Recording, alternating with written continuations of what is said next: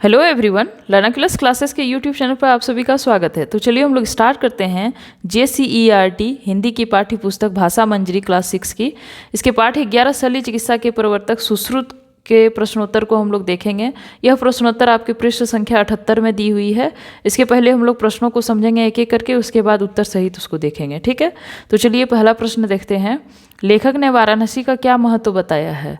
दूसरा प्रश्न है सुश्रुत संहिता क्या है, संक्षेप में परिचय दें। इसका तीसरा प्रश्न है सुश्रुत के आयुर्वेद पाठशाला में विद्यार्थी दूर दूर से शल्य चिकित्सा का ज्ञान प्राप्त करने आते थे। किस प्रकार के विद्यार्थियों को यहाँ प्रवेश मिलता था? इसका चौथा प्रश्न है सुश्रुत द्वारा टाँके लगवाने के लिए किस किस प्रकार के धागे प्रयुक्त किए जाते थे? इसका पांचवा प्रश्न है सुश्रुत फटी हुई आंतों का इलाज किस प्रकार करते थे? उनकी तकनीक को विलक्षण क्यों कहा गया है? इसका छठा प्रश्न है शल्य क्रिया का प्रारंभिक प्रशिक्षण देने के लिए किन किन वस्तुओं का उपयोग किया जाता था? इसका सातवां प्रश्न है सुश्रुत महान शल्य चिकित्सक तो थे ही, श्रेष्ठ गुरु भी थे, कैसे? इसका आठवां प्रश्न है किस काल को भारतीय चिकित्सा विज्ञान का स्वर्णिम युग माना गया है और क्यों? लिखें। ठीक है, इस तरह से 8 प्रश्न इसमें दिए हुए हैं। एक एक करके हम लोग 8 प्रश्नों का उत्तर देखेंगे। ठीक है, तो चलिए स्टार्ट करते हैं। पहला प्रश्न है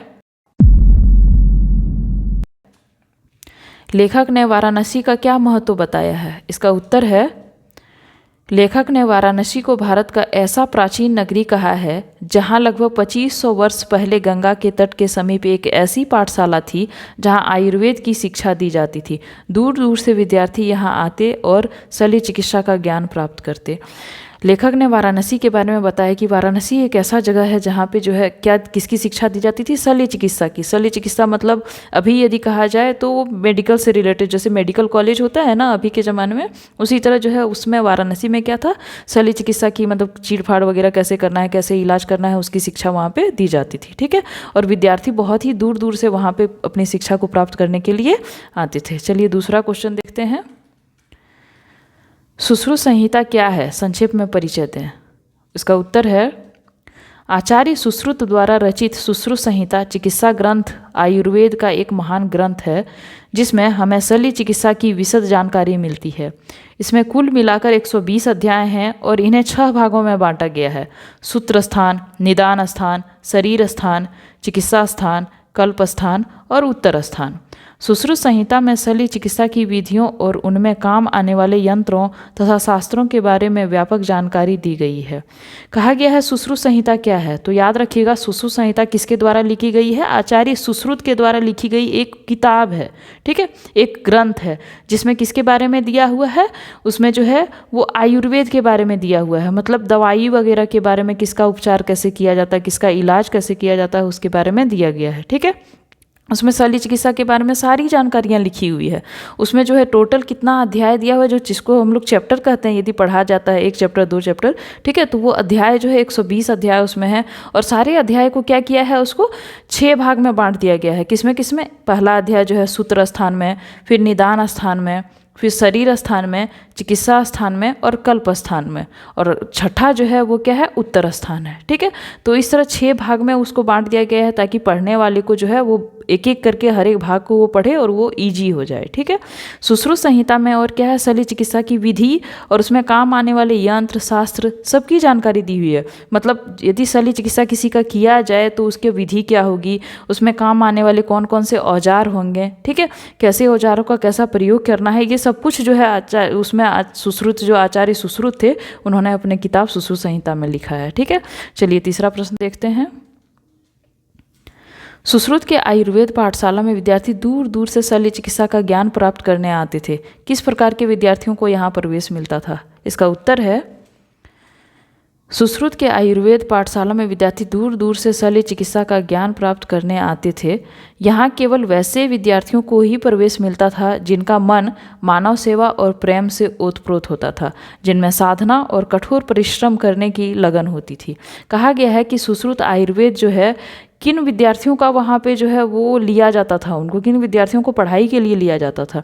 तो उन्हीं विद्यार्थियों को वहाँ पे पढ़ाई के लिए लिया जाता था जो कि जिनका मन जो है क्या हो, वो मानव सेवा, मतलब जो अपने से खुद से जो है वो मानव की सेवा करना चाहते हैं या फिर उनसे काफ़ी प्रेम करते हैं, उन्हीं को लिया जाता था। और क्या था कि जो काफ़ी जो है कठोर परिश्रम जो करने वाले होते थे उनको लिया जाता था।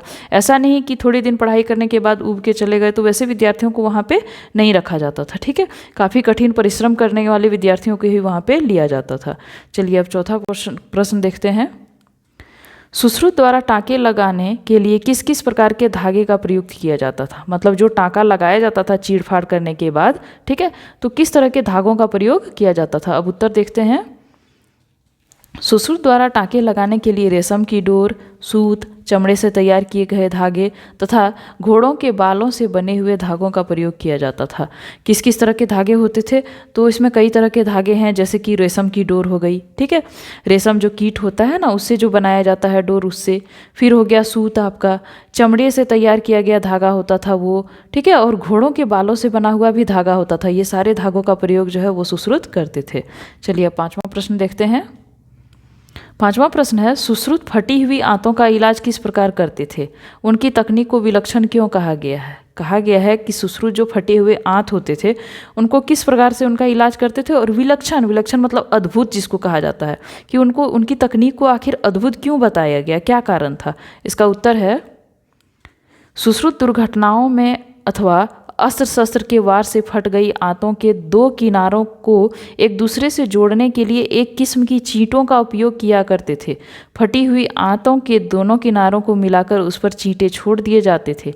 वे चींटे अपने दांतों से उस पर चिपक जाते, तब चींटों का शेष भाग काटकर अलग कर दिया जाता और उदर के बाहरी ऊतकों और त्वचा पर टाँके कर दिए जाते। कुछ ही दिनों में आंत का घाव भर जाता था। इस तकनीक को विलक्षण इसलिए कहा गया कि विश्व भर में सबसे पहले विकसित इस तकनीक में आंत का घाव भरने के बाद शरीर को दोबारा से खोलने की आवश्यकता नहीं होती थी।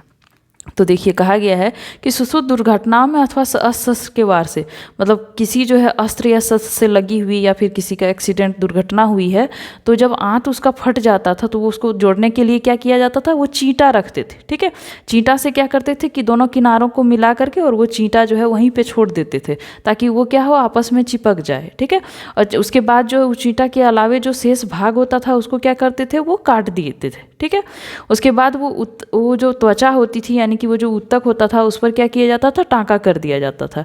कुछ ही दिन में क्या होता था, आंत का घाव जब भर जाता था तो उसको जो है वह ठीक हो जाता था। इसको विलक्षण क्यों कहा गया, तो इसको विलक्षण इसलिए कहा गया कि क्योंकि पहले जो है पूरे विश्व भर में जो है इस तकनीक का जो है वो एक तरह से ये कह सकते हैं कि आविष्कार नहीं हुआ था कि यदि टाँका लगाया जाए तो उस टाँका को खोलना पड़ता था पहले। लेकिन सुश्रुत ने जो है ऐसे टाँके, मतलब ऐसे धागों का प्रयोग किया कि टाँका लगाने के बाद क्या होता था, वो फिर से मानव शरीर को उसको हटाने के लिए खोलना नहीं पड़ता था। जैसे ही घाव भरते थे वो टाँके भी अपने आप जो है वो धीरे धीरे ठीक हो जाते थे। ठीक है, तो यही कहा जाता है कि वो जो रेशम वगैरह के धागे जो इस्तेमाल करते थे ना, उसी वजह से ये क्या होता था, अपने आप वो जो है ठीक हो जाता था। ठीक, तो इसलिए सुश्रुत के इस तकनीक को विलक्षण यानी कि अद्भुत कहा गया, क्योंकि पहले कहीं भी इस तकनीक की खोज नहीं हुई थी। ठीक है, विश्व भर में कहीं नहीं, पहली बार सुश्रुत ने ही किया था।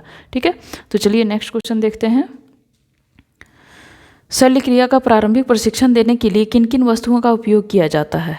इसका उत्तर है, शल्य चिकित्सा का प्रारंभिक प्रशिक्षण देने के लिए कंदमूल, फल फूल, पेड़ पौधों आदि की लताओं, पानी से भरे मस्कों, चिकनी मिट्टी के ढांचों, मलमल से बने मानव पुतलों आदि वस्तुओं का उपयोग किया जाता था। कहा जा रहा है कि जो फर्स्ट ट्रेनिंग यानी कि पहला जो प्रारंभिक प्रशिक्षण होता था, प्रशिक्षण क्या होता है, ट्रेनिंग होता है। ठीक है, तो जो शल्य क्रिया का जो पहला जो ट्रेनिंग होता था, पहला जो प्रशिक्षण होता था, उसमें किसका प्रयोग किया जाता था, क्या क्या जो है पहली बार जो है उपयोग किया जाता था। तो सबसे पहले जो है शल्य क्रिया में सबसे पहले क्या, कंदमूल। कंदमूल पहले कहाँ से इकट्ठे किए जाते थे, ये सुश्रुत के समय का है, यानी कि कंदमूल कह सकते हैं कि जंगलों से इकट्ठे किए जाते थे। ठीक है, कंदमूल हो गया, फल फूल हो गया, पेड़ पौधों की लताएं, छाल जो होता है उससे भी दवाइयाँ वगैरह बनती थी ना, तो छाल हो गया, उसके जड़ हो गए। ठीक है, पानी से भरे मस्कों हो गया, चिकनी मिट्टी के ढांचों हो गया, मलमल से बने मानव पुतलों। मलमल से बने मानव पुतलों का क्यों प्रयोग किया जाता था? ताकि उसके द्वारा ही वो लोग क्या कर सके, वो सीख सके कि मानव के जो है वो अंग कैसे होते हैं, क्या होते हैं। ठीक है, तो मानव जो है झूठ का पुतला बनाया जाता था उसको, ताकि उस पर जो है क्या कर सके, धीरे धीरे विद्यार्थी प्रशिक्षण ले सके। ठीक है, तो इन्हीं सारी वस्तुओं का उपयोग किया जाता था। चलिए आगे के प्रश्न को देखते हैं। सुश्रुत महान शल्य चिकित्सक तो थे ही, श्रेष्ठ गुरु भी थे, कैसे? इसका उत्तर है सुश्रुत महान शल्य चिकित्सक तो थे ही, श्रेष्ठ गुरु भी थे। अपने शिष्यों को आचार्य सुश्रुत कई प्रकार के प्रशिक्षण से अवगत कराते थे। प्रारंभिक प्रशिक्षण में प्रकृति की वस्तुओं पर अभ्यास कराते, चीरा कैसे लगाना है, उसे कितना लंबा कितना गहरा रखना है, घाव की गहराई कैसे पहचानें, उसे भरने के लिए क्या तकनीक अपनाएं आदि। प्रारंभिक प्रशिक्षण में उत्तीर्ण होने पर ही शिष्यों के प्रशिक्षण का दूसरा चरण शुरू होता था। अब शिष्य को किसी कुशल शल्य चिकित्सक की देखरेख में रख दिया जाता था। वह तरह तरह की शल्य क्रियाएं देखता और उनसे सीखता जाता। फिर कुछ समय बाद जब वह पूरी तरह परिपक्व हो जाता, तब उसे गुरु की देखरेख में स्वयं ऑपरेशन करने की अनुमति दी जाती थी। कहा जा रहा है प्रश्न में ये कि सुश्रुत महान शल्य चिकित्सक तो थे ही, श्रेष्ठ गुरु भी थे। मतलब जो आचार्य सुश्रुत थे वो तो स्वयं तो वो इलाज करते ही थे, लेकिन वो है जो है क्या थे, एक गुरु भी थे। कैसे? तो सुश्रुत ने क्या किया था, अपना जो उनका वो जो प्रशिक्षण दिलाते थे विद्यार्थियों को, उन प्रशिक्षण को दो भागों में उन्होंने बांटा था, प्रारंभिक प्रशिक्षण, द्वितीय प्रशिक्षण। प्रारंभिक प्रशिक्षण में वो क्या करते थे, शिष्यों को क्या सिखाते थे कि प्रकृति की वस्तु से जो संबंधित चीज़ें होती थी उससे। फिर सिखाते थे कि चीरा कैसे लगाना है, कितना लंबा चीरना है, ऐसा नहीं हो कि बहुत लंबा चीर दे उसका घाव ही ना भरे, कितना गहरा जो है वो है, घाव की गहराई को कैसे देखा जाए कि घाव कितना गहरा है, उसका इलाज कैसे किया जाए। ठीक है, उसको कैसे भरने में क्या क्या तकनीक इस्तेमाल किया जाए, ये सब आता था आपका पहला चरण में। ठीक है, जब वो चरण विद्यार्थी जो है पास कर लेता था, उत्तीर्ण हो जाता था, तब विद्यार्थियों का क्या होता था, दूसरा चरण शुरू होता था।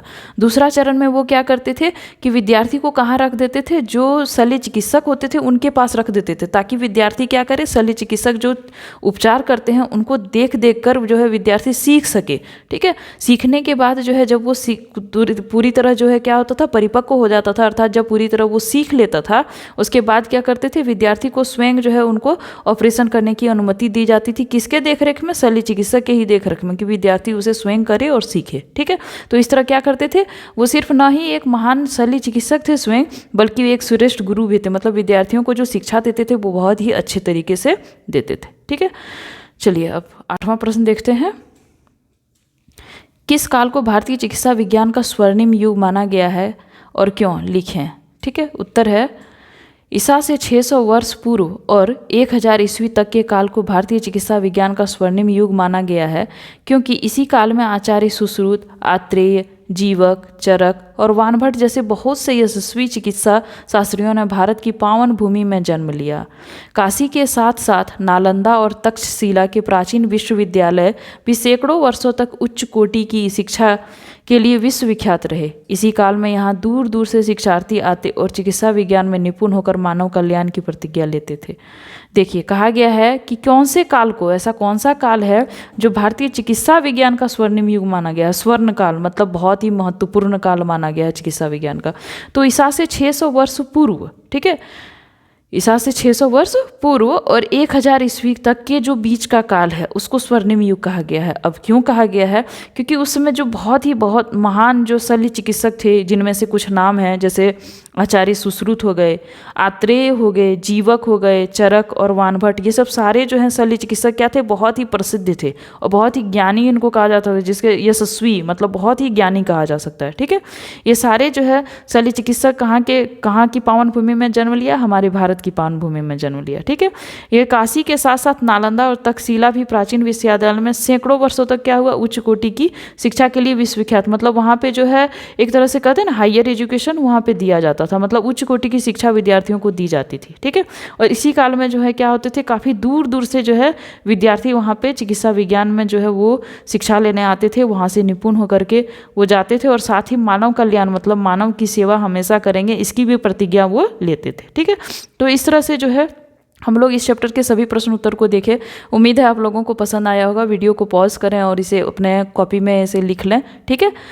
ये वीडियो यदि आपको पसंद आया हो तो लाइक शेयर सब्सक्राइब जरूर कीजिएगा, ताकि हमारा चैनल जो है और डेवलप करे और आपका साथ जो है हमेशा बना रहेगा, ठीक है। चलिए तो फिर हम लोग नेक्स्ट चैप्टर में ऐसे ही मिलेंगे। Thank you.